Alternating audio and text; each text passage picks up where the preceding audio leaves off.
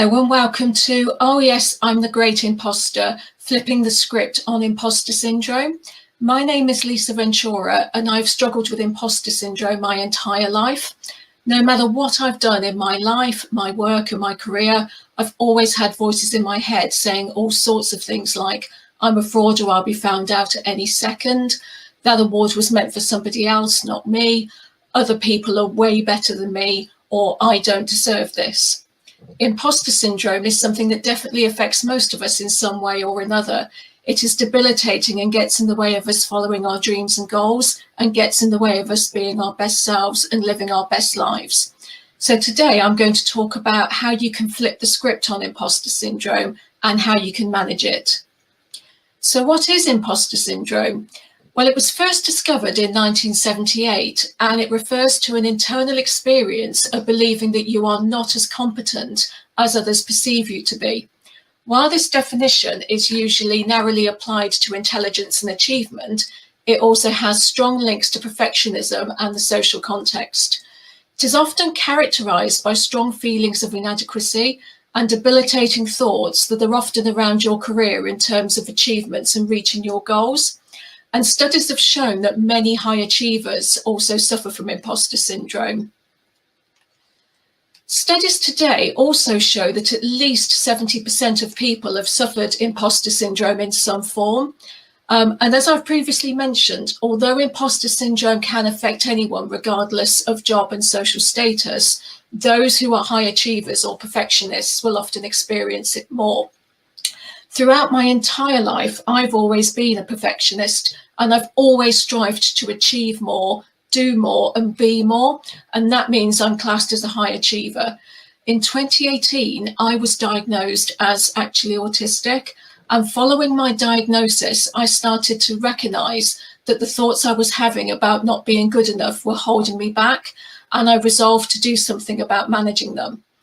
I'm a huge fan of the rock band Queen and Freddie Mercury. And so the turning point for me was when I saw the film Bohemian Rhapsody for the first time, not long after my diagnosis. There was a line in the film delivered by Queen's manager, Jim at Miami Beach, and the line was, "Fortune favours the bold."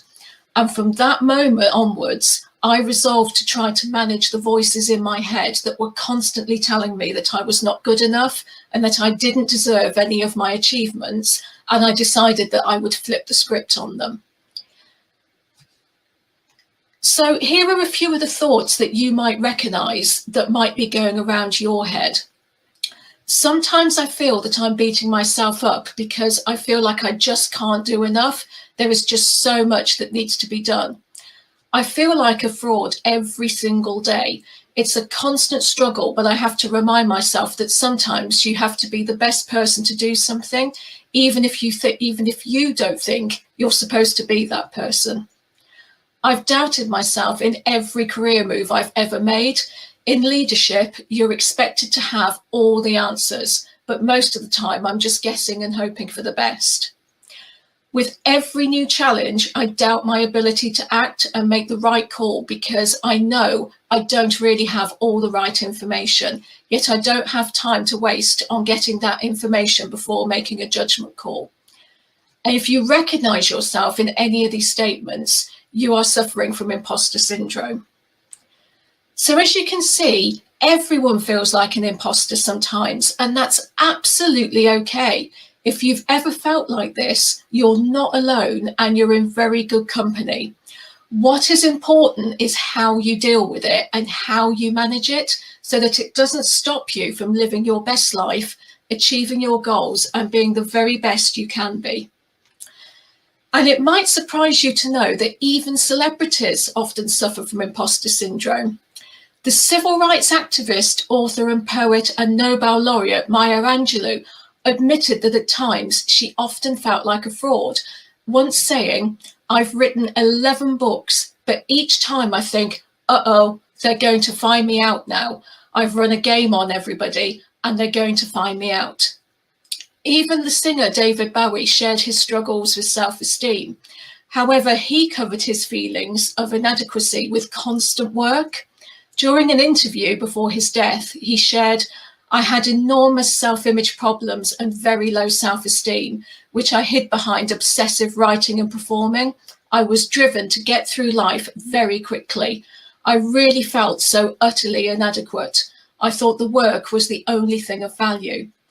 And finally, my all-time favourite singer, rock star, and love of my life, Freddie Mercury, was plagued by imposter syndrome. He would often be physically sick before every live concert that Queen gave. And every time he came off stage, he would turn to the rest of the band and would say, "Was I all right, darlings? Do you think that they liked me?" This was the guy that had over 1 billion people all over the world in the palm of his hand during Queen's iconic Live Aid performance on the 13th of July in 1985. And of course, Freddie Mercury was loved by many, many people all over the world, including me, yet he still thought that nobody liked him or his singing. Incredible. Which brings me on to another thing that I've learned while researching imposter syndrome. Thanks in part to social media, our expectation of what reality should be is higher. Then when reality doesn't match up to what we think it should be in our minds, our disappointment levels are higher. We all filter our lives in social media, especially on Instagram, where the pressure is on to post the most perfect photos of our most perfect lives. This in turn leads to poor mental health. And in a way, it's no wonder we struggle with mental health today as much as we do. Putting aside the global 19 pandemic, there's so much pressure to be absolutely perfect on us all the time. When I was diagnosed as autistic in 2018, I decided to take the mask off that I had been living behind my entire life. I decided to be truthful about what I consider to be my weird and strange interests that I have in my spare time. So, for example, since the age of 15, when I was made to watch the BBC docudrama Threads about nuclear war in the UK at school, which is something that would never happen today, I became fascinated with everything to do with nuclear war. I'm obsessed, if you hadn't guessed already, with the rock band Queen and Freddie Mercury. I love watching American soap operas from the 80s, such as Dallas, Dynasty, Knots Landing, The Colbys and Falcon Crest. I love heavy metal music. But I kept all this hidden for years for fear of what people would think of me. And today, I share my interests and I share my struggles. I share openly that in 2013, I lost my only son to stillbirth, and I share what it's like to live every day since then as an empty-armed mother. I share that my dad was diagnosed with a rare form of encephalitis last year after I'd been fighting the NHS for a definitive diagnosis for him for over 3 years, and what it's like to care for him on a day-to-day basis. I share how all the challenges, hurts and betrayals that I've had throughout my life, sometimes from family and friends, have affected me and how I use those experiences to stand taller and achieve more. I started to share the real me on social media. I stopped filtering my interests, my work and my achievements. I shared my struggles and my challenges openly. And you know what? This had a positive impact on my imposter syndrome. Now, I want to stress that it did not go away. I don't think that my imposter syndrome will ever go away, but it did lessen, and I did start to recognize when those debilitating thoughts were impacting me and my work. I stopped saying no to opportunities when they came my way. I was always getting asked to speak at conferences and events or to write articles because of my expertise in cybersecurity, and in particular with cybersecurity awareness training. Sometimes I'd get so far with an opportunity and then my imposter syndrome would kick in. I would hear in my head, "They didn't mean to approach you, they meant to ask somebody else." Or, "You can't do this, you're a fake and a fraud and they will find you out at any moment." So I would pull out to the opportunity and say I couldn't do it. I would stop responding to requests and to emails. And then as quickly as I had said no, I would regret saying no. It was such a vicious circle. So I resolved to break that cycle and say yes more than I said no. It was very scary, but it was also very empowering. So how do we flip the script on imposter syndrome? Wouldn't we all like to feel confident and assured in our abilities all the time? I know I would, but I also know that feeling like that isn't a realistic goal. So I'm going to share a few tips that will hopefully help you all to flip the script on imposter syndrome and kick it to the curb where it belongs. So my first tip to flip the script on imposter syndrome is follow your own path. Don't compare yourself to others. There are always going to be people out there with more skills than you. There is always going to be somebody more attractive than you, higher up the career ladder than you, thinner than you, or, well, quite frankly, better than you. Do you know what? For me, I honestly don't care, and neither should you. You are unique, and you should follow your own path and not look at what others are doing. Their paths are their paths. They've had different life experiences, different careers, different struggles, and different life challenges. I'd like to share a personal experience of how much imposter syndrome affected me and how I managed to flip the script on it. A few years ago, after thinking about it for a long time, I had an idea to launch a trade association in cybersecurity, but my imposter syndrome stopped me. I'd been in the cybersecurity industry since 2009, but in my head I was thinking, I can't do this. People will think I'm a fraud. I don't have the right skills to launch a trade association. I'm not talented enough to launch a trade association. The list just goes on.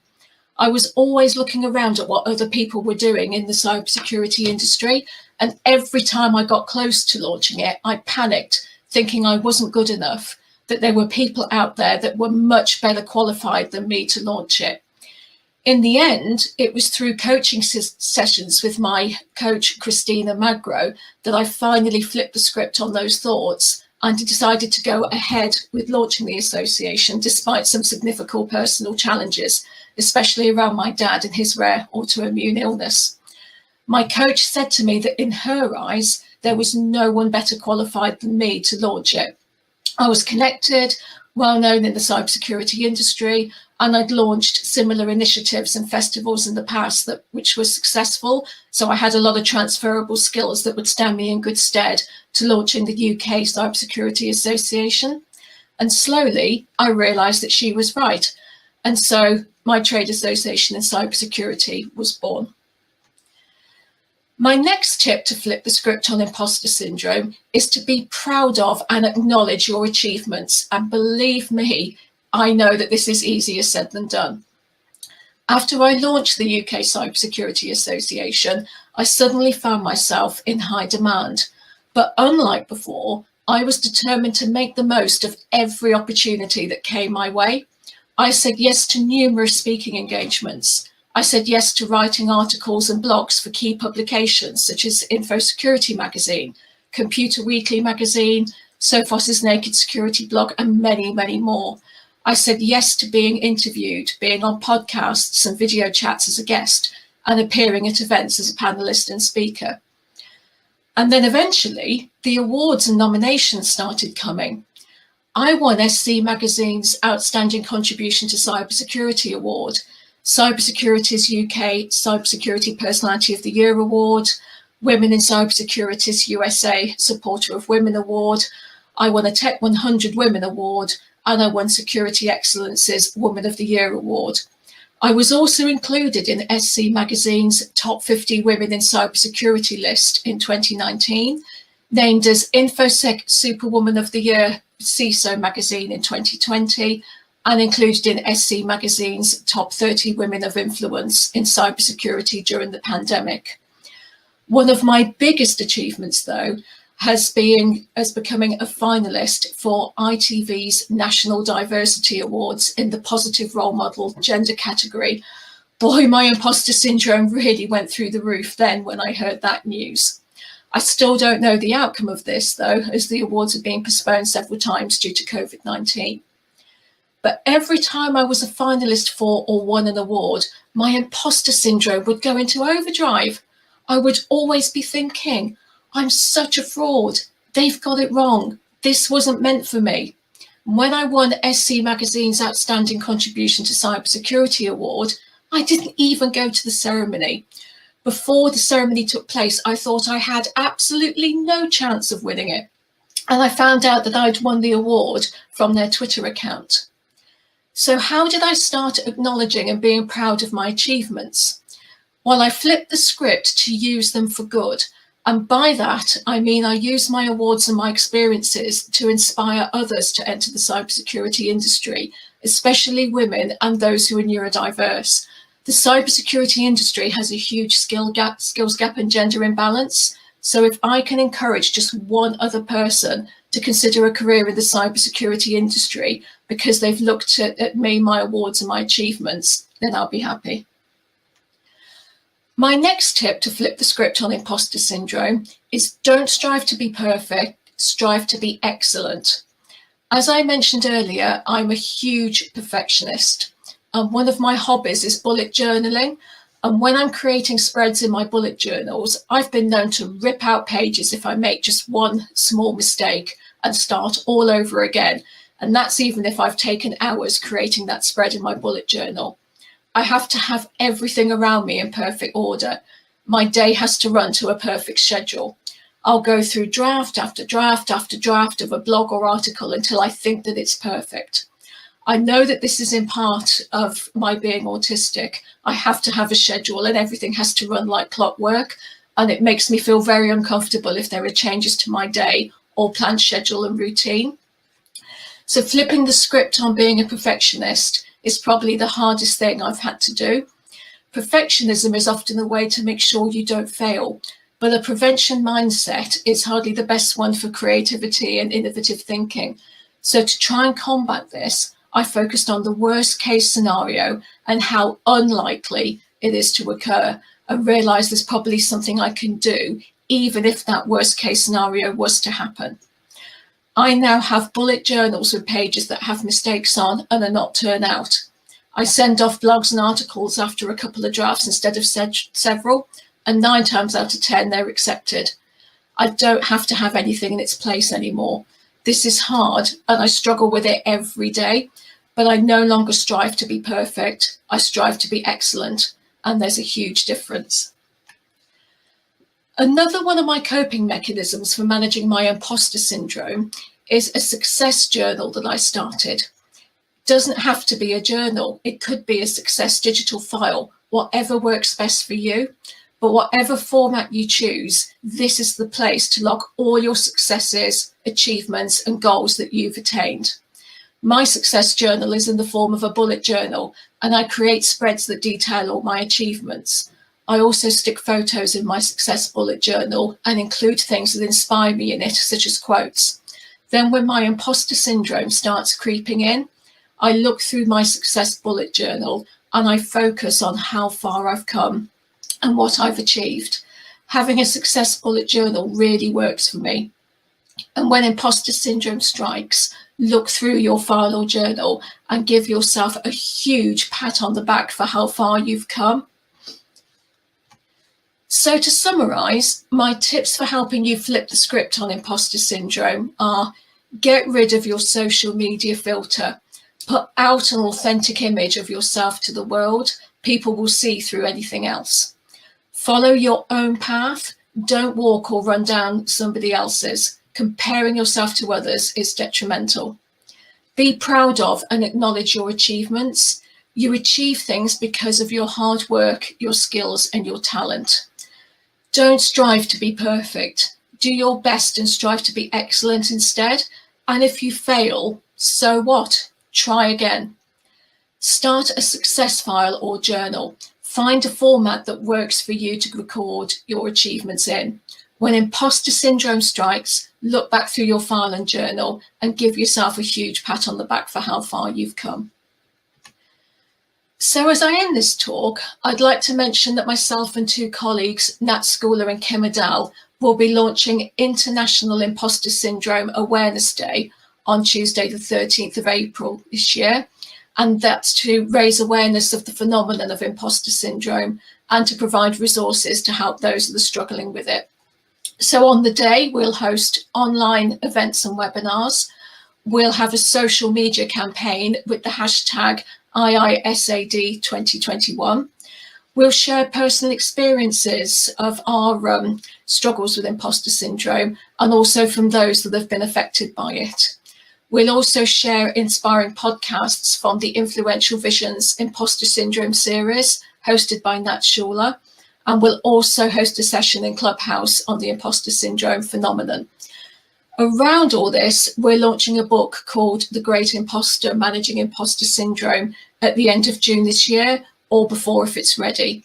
And this book will be a collection of accounts and expert insights into imposter syndrome, and will cover how business leaders manage it on a day-to-day basis.